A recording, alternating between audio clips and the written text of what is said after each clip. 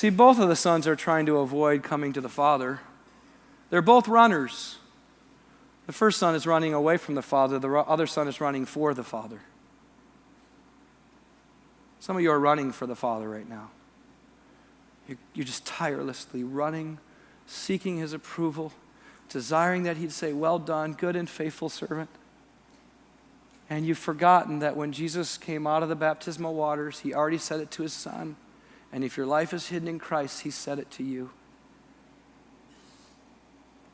I don't know if you believe it, but God doesn't really care that much about what you do for him. He cares a whole lot more that you know that he loves you. The doing comes out of the knowing that you're loved. All of the lack of love that you have for other people has nothing to do with you not trying hard enough. It has everything to do with you not believing that you're already sufficiently loved in God the Father through the Son. That's why we don't love people, because we don't know the depth of love with which we've been loved. That's why. There's many of you here possibly who are still trying to get Dad to love you. You're working for it very hard. Jesus said in John 17, I pray, Father, that you would love them with the same love with which you loved me. If you believe that Jesus actually gets what he wants, which I do, then you got it.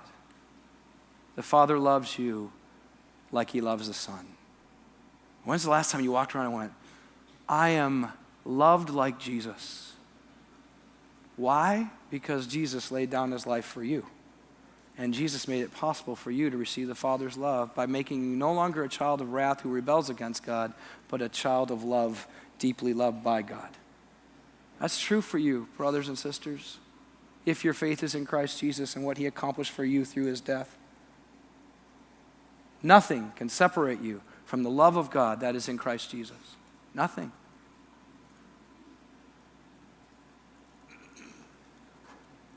I got the privilege of serving at some point in my life at a pretty large church and leading the student ministries. And I thought that I was pretty settled in me and God. And I got a few years into ministry and I realized that I cared a whole lot more about what everybody else thought of me than I did that the Father loved me.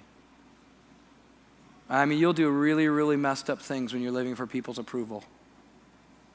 I started to say what people wanted to hear so that they would like me.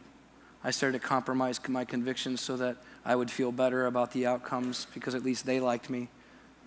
I started to compromise my convictions about who I was called to be and what I was called to do. And it led to a 9-month depression where for every single night I went to bed, I could not sleep. And I woke up the next morning, my wife had to wash the sheets because I sweat all night long because of my depression. And you know what my depression was all about? It was all about me. It's all about me trusting in myself. It was all about me living for the approval of man. It was me being the older brother working tirelessly to try and run for God so God would say, well done, Jeff. That was me exchanging the truth of God for a lie. That was Romans 1. And I needed to be saved. Some of you need to be saved tonight. You need to be saved from running for God. You're going to get done with this conference. You're going to have a list. Some of you are going to have, you already have 20 bullet points right now, ready to go, right? In your journal. You've been doing it all day. I've got to do that, got to do that, got to do that. I mean, you're adding to your already 80-hour-a-week job, probably, some of you. And you're going to do it.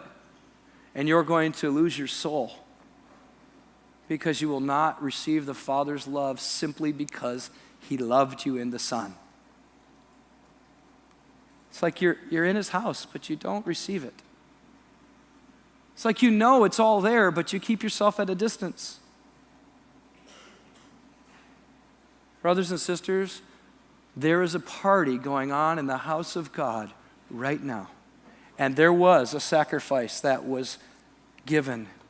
And that sacrifice is the center of the party. And we get to go in. And we get to eat. And we get to enjoy Jesus.